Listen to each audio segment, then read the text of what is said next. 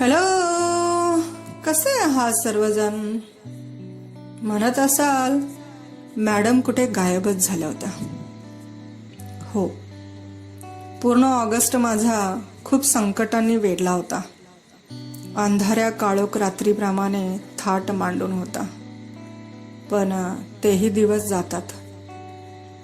या कालावधीत आपण बरेच जण विचारत राहिला, मॅडम एपिसोड कधी टाकणार आहात? या वाक्याचा बराच आनंद झाला. तुम्हीही वाट पाहताय ही गोष्ट खूप आवडली.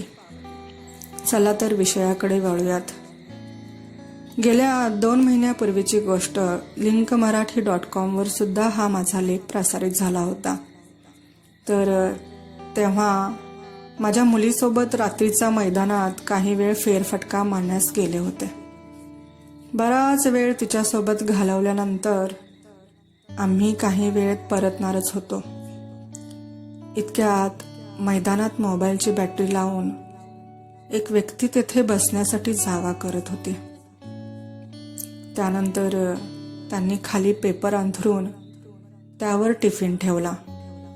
मी विचार करत होते, इथून 2 मिनिटाच्या अंतरावरच तर पोलीस कॅन्टीन आहे.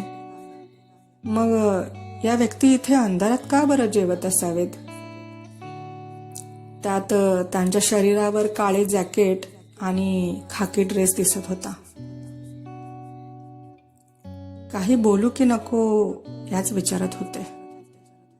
कारण ते नवीन असतील तर त्यांना जेवण्यासाठी योग्य जागा सांगावी हाच एक उद्देश. पण जर त्यांना इथे अंधारात जेवण्याची इच्छा असली तर काय बोलावं? असू शकते का? किंवा इथेच जेवत असावेत, किंवा ड्युटी लागली असावी, काय सांगावं? असेलही. हा पण विचार आलाच. शेवटी ते टिफिन खोलून जेवू लागले. मीही आमच्या मायलेकीच्या गमतीत गुंग झाले. काही वेळाने माझी मैत्रीण आली. गप्पा रंगल्या. त्यावर तीही म्हणाली, हे सर अंधारात का बरं जेवत असावेत? शेवटी आम्ही दोघींनीही त्यांना विचारलंच, सर इतक्या अंधारात मोबाईलला बॅटरी लावून का जेवत आहात इथेच? बाजूलाच तर कॅन्टीन आहे.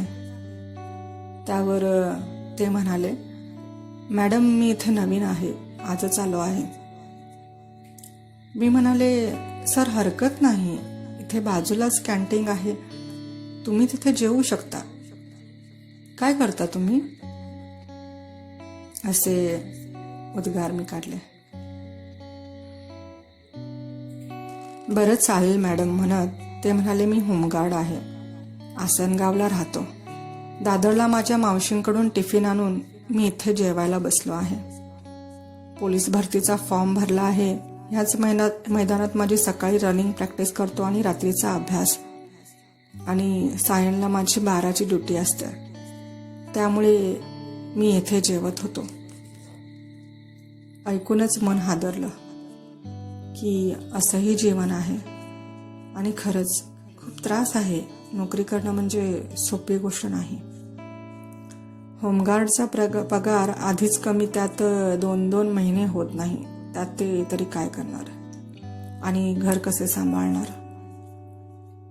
पुन्हा मी त्यांना विचारलं, जेवण तर झालं, पण येथे मुक्काम कुठे करणार?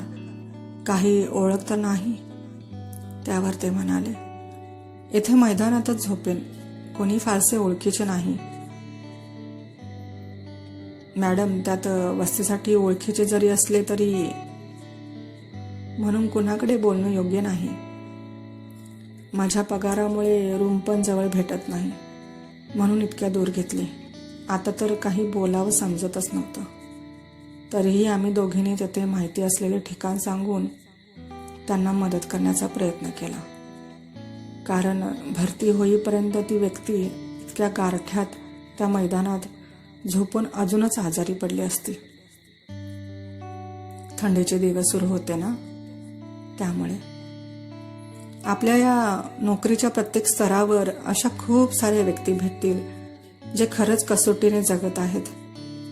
म्हणजे प्रत्येक मुंबईकरच मी म्हणणार नाही, ती प्रत्येक व्यक्ती राबत आहे जिला शून्यातून वर यायचं आहे. आपल्या जबाबदाऱ्या पार पाडायच्या आहेत, आपल्या घरच्या गरजा पूर्ण करायच्या आहेत, आपली ध्येय स्वप्न पूर्ण करायची आहेत. मग त्या व्यक्ती कुठेही राहत असतील, कुठेही काम करत असतील, नोकरी शेतात राबणारी असो की रस्त्यावरचा केर काढणे की खुर्चीवर बसून मॅनेजमेंट करणे, भारत भूचे रक्षण करणे असो, जागोजागी उभं राहून सेवा पोहोचवणे असो, सर्वच महत्वाच्या आहेत. या सर्व नोकऱ्या आपल्या एकमेकांशी गरजेशी आहेत, निगडीत असतात आहेत. या निभावताना खूप कसरत करावी लागते.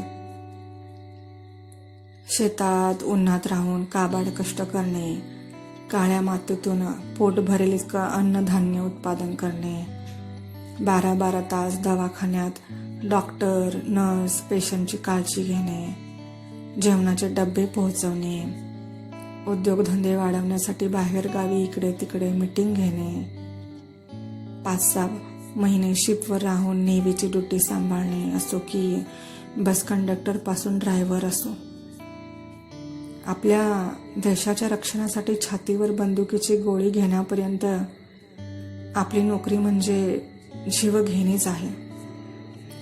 लोकल ट्रेन पकडण्याची कसरत करण्यापासून सीमेवर लढणाऱ्या प्रत्येक जवानाला माझा मानाचा मुजरा.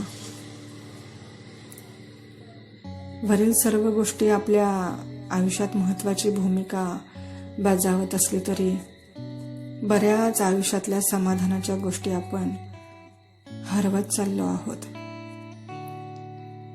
या सर्व काळात आपले शारीरिक आरोग्य, मानसिक आरोग्य, आपली नाती, आपले महत्वाचे छंद, आपल्या आवडत्या व्यक्ती सोबतचा वेळ घालवणे, मित्रासोबत वेळ घालवणे, आई वडील मुलांसोबत वेळ घालवणे राहून जात आहे. हो, राहून जात आहे. जन्माला येतो तेव्हापासून शाळा सुरू होते, तेव्हापासूनच शर्यत चालू राहते. तू शिकला नाहीस तर चांगली नोकरी नाही भेटणार, आणि नोकरी नाही तर काही नाही, नोकरी नाही तर खूप कष्ट घ्यावे लागणार. कष्ट कुठेही चुकले नाहीत. नोकरी नाही म्हणून कोणतीही व्यक्ती शांत नाहीये. मग भलेही चहा विकूनच का असेना, तो आपल्या जबाबदाऱ्या पार पाडत असते किंवा छोटा मोठा व्यवसाय करत असते. शाळेच्या मार्कलिस्टवर किती टक्के भरले हे ठरवत नाही की आपण कुठे पोहोचणार आहोत. आपल्यात असणारे बळ, आपल्यात असणारी कार्यशैली, विचार, ध्येय, स्वप्न आपल्याला योग्य त्या ठिकाणी पोहोचवतात. आयुष्यात या सर्व गोष्टी होत राहणारच आहेत. येथे सर्व गोष्टी मिळवण्यासाठी शर्यत आहे. त्यात उतरून आपापल्या परीने प्रयत्न करत बाहेर निघायचं आहे. हेच आयुष्य आहे, जो तो कसोटीचे प्रयत्न करत आहे. यात फक्त सांभाळा तो आपल्यातला समतोल, नात्यांचा, वेळेचा, स्वतःच्या इच्छा अपेक्षेचा वेळ त्यांनाही द्या.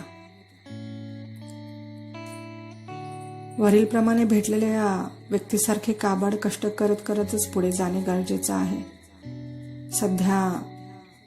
सध्याच्या बेरोजगारीचे जे संकट आले आहे त्यातून बाहेर निघायचेच आहे. काहीतरी नवीन करत राहा, काहीतरी नवीन स्टेटस बनवत राहा आणि यशस्वी व्हा. कष्ट करत स्वतःची काळजी घेणे विसरू नका. शर्यत जगायचीच आहे. तर भेटू पुन्हा असाच माझ्यासोबत लेखनाचा पुढचा प्रवास करण्यासाठी जोडून राहा.